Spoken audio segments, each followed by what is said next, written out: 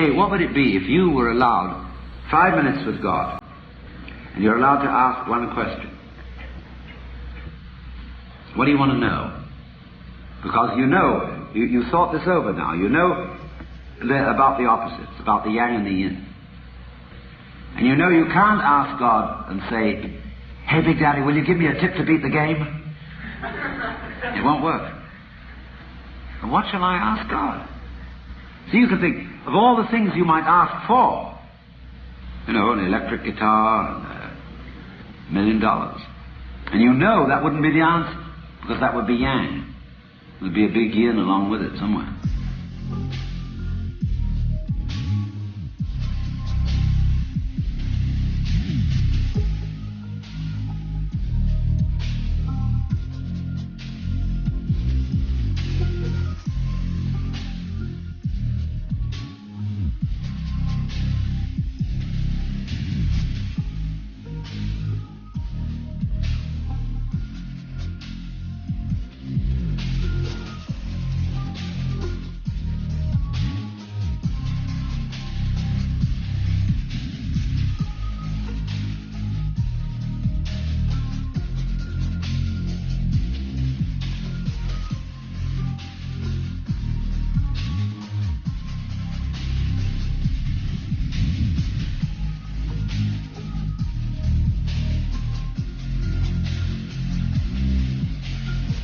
So you go in and say, God, beyond positive and negative, what is reality?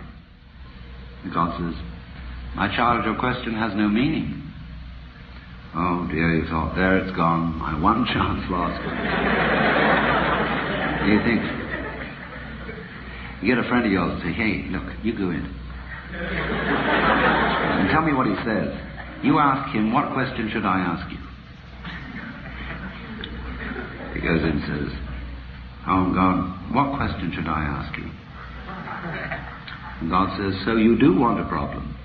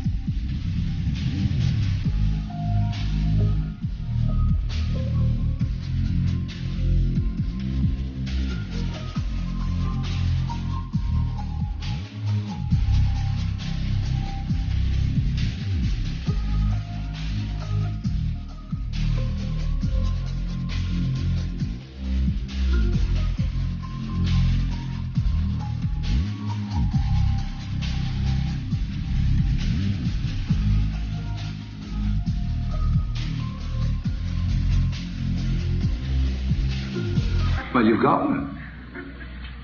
You thought it up. You wanted a game in which white only wins. There's your problem. You made it up. You had to have that problem. Because otherwise, if you don't have a problem, you wouldn't know you were here. It's like, you can't be yourself without something you call other. How will you know you are you unless somebody else is somebody else altogether? In other words, the sensation of I here, living, sensitive, alive, peeking out, beady-eyed out of my skin, entirely is with reference to something over there, which isn't me. I don't know what it is, but it works all by itself, and this, you're pretty scared of it. And there it is. And I can't have this feeling without that feeling. There's the same hocus-pocus going on here. If I can't feel me without having other, that's exoteric. Esoteric means I am the other. They're inseparable. How can you have self without other? How can there be other without self? You other on me, and self on yourself. I self on me, and other on you.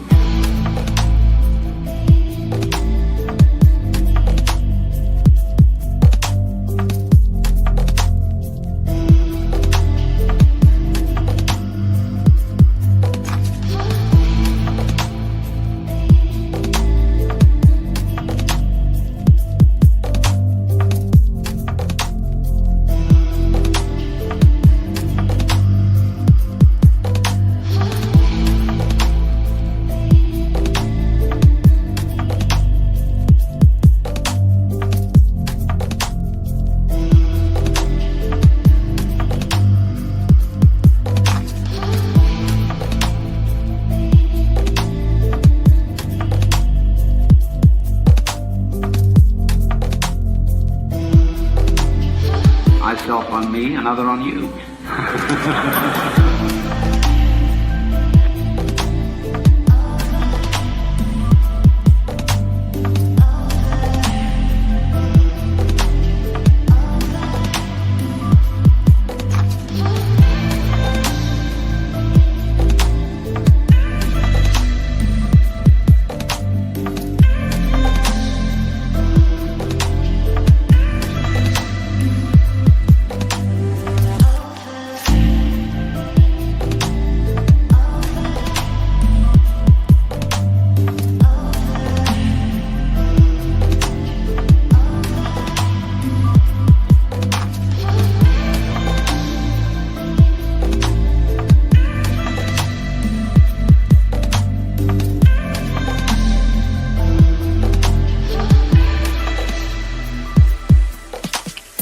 But you can't, as it says, you can't have one without the other. Yang and yin. So in the same way, I say, well, this other, I'd like to manage it. I'd like to control it. Now, I know all these people around messing up my life. I don't want them to be that much other. I'm going to fix you. Then I get on a power kick. And there are all kinds of power kicks, let me warn you. It's not just politics and economics and business. The worst power kicks are spiritual, like astrology. You'd like to know the future? Would you really? It's a power kick to know the future so that you can control it. No surprise. If you know the future, it's already past. But if you want to know something and to have knowledge, then there must be the unknown. Just as if you want self, you must have other. So the future is always the unknown. The past is the known. And what we witness as our present is the magical appearance of the known from the unknown. You know what's going to happen the next second. I mean, there might be another big earthquake right underneath us. Any minute now. Or the Russians might decide to release the A-bomb. Any minute. You would have a heart attack, drop dead. You don't know what's coming. Well, relax.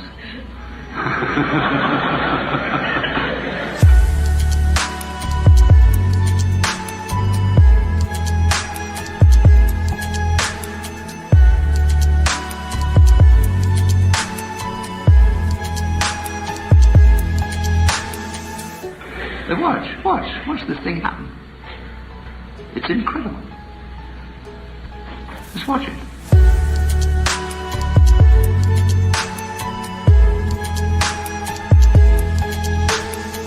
You, it, self, other, it's this vibration going on. But you think also now, wait a minute, self and other, that means voluntary versus involuntary. What I do and what happens to me. Now, what do? Well, I walk, I think, I talk, I move my hands. I can be nice to you or nasty to you. I would regard both as my doing.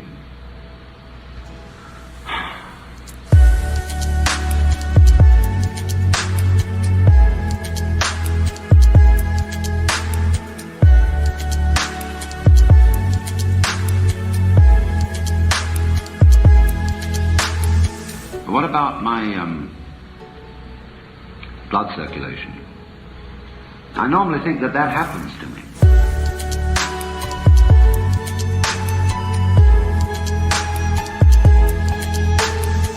I mean, if my heart would stop, I wouldn't say I'd done it. I would have said that it happened to me.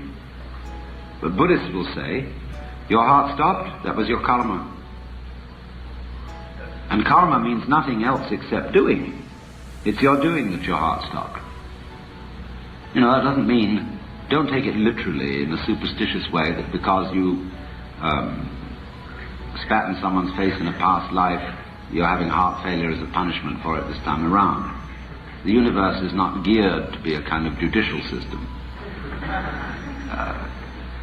I mean, a lot of priests figure it that way in order to frighten people. But karma means simply, if you die in a plane crash or have a heart attack, it's your doing. But that simply means you've got to rethink what you mean by doing.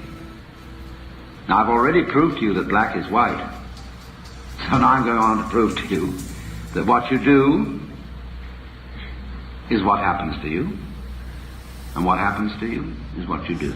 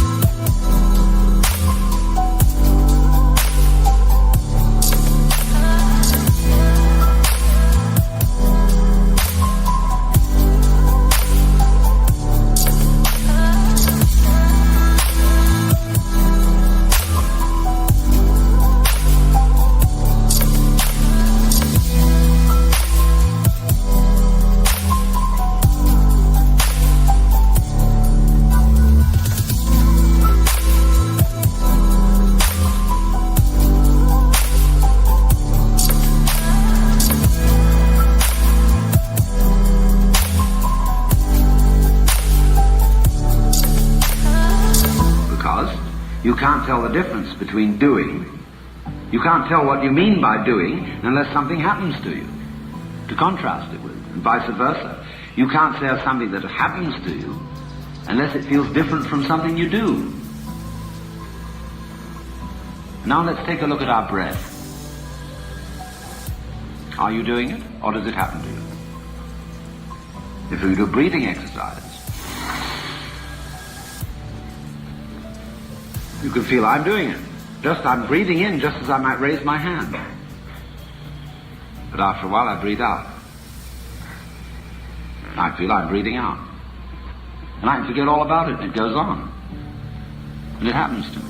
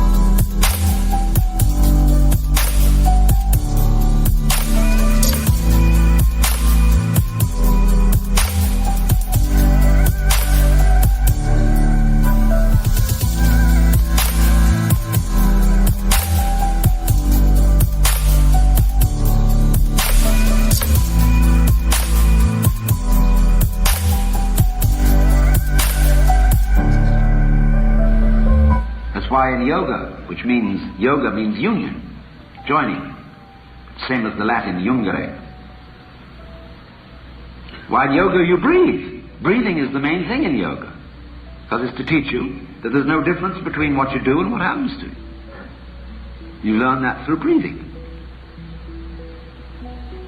You can make the very best breath. See, we get into Christian terms here. The Holy Spirit, spirit means breath, see? Spiritus in Latin, pneuma in Greek, ruach in Hebrew. Breath.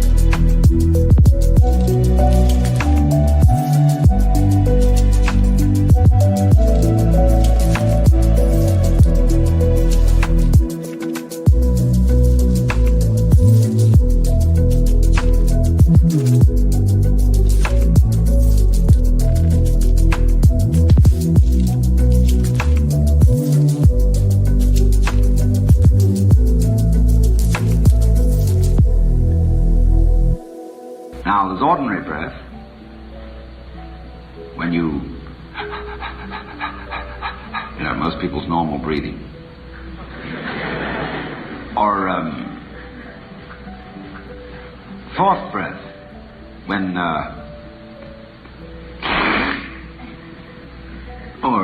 when people try to sing and their voice is forced.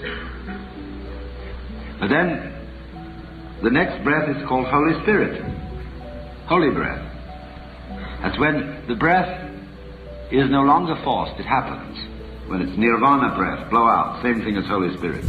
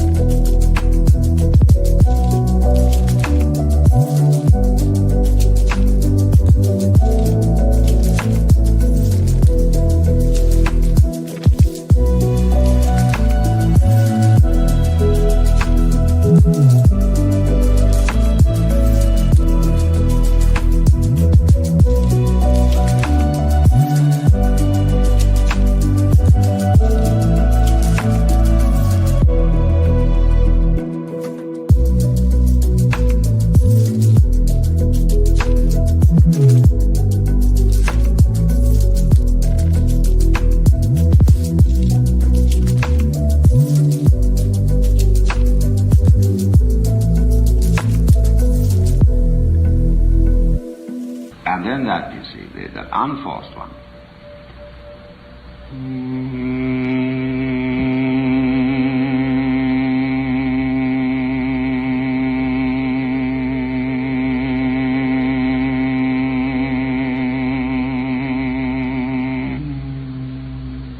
Go on and on. So that's why when monks chant, or devotees of any kind chant, they have the idea that I am a flute, and the breath, the prana, the spiritus of the divine flows through it. That's what chanting's all about. Make yourself a tube for the divine wind. But that also means realize the unity of the voluntary and the involuntary. That's really what's meant by doing the will of God. Do the will.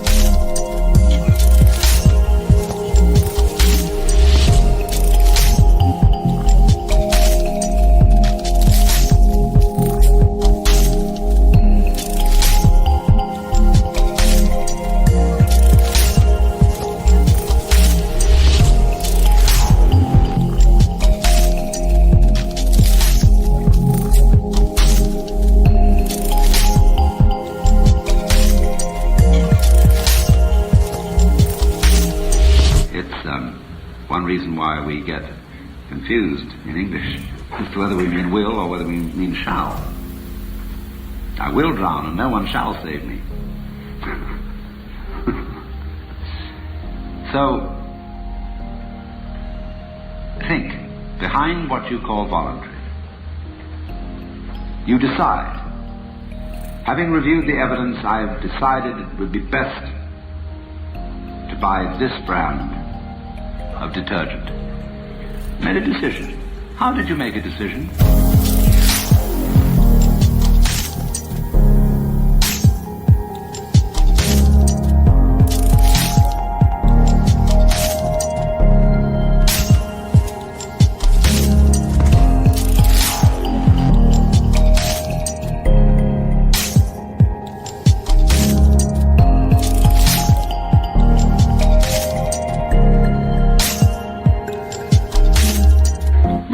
The evidence, I added up the price, and I came to the conclusion. Yeah, I know all that. But how did you work the machinery? The computer in your head? You know, you pushed all these buttons, but what's underneath the buttons? Oh, I don't know, I never looked. So you see, that involuntary growth called the brain underlies your voluntary decision. Because when you decide, you don't first decide to decide. and decide to decide to decide. You just decide. But that means there's something else behind it. Well, you think that's terrible, because if what I do happens to me, and it isn't really doing at all, then I'm in a fatalistic scene. Yes, but I said, on the other hand, what happens to you is what you do. It works equally that way. You know, you have an earthquake, and the thoughts in your head drift about like clouds in the sky.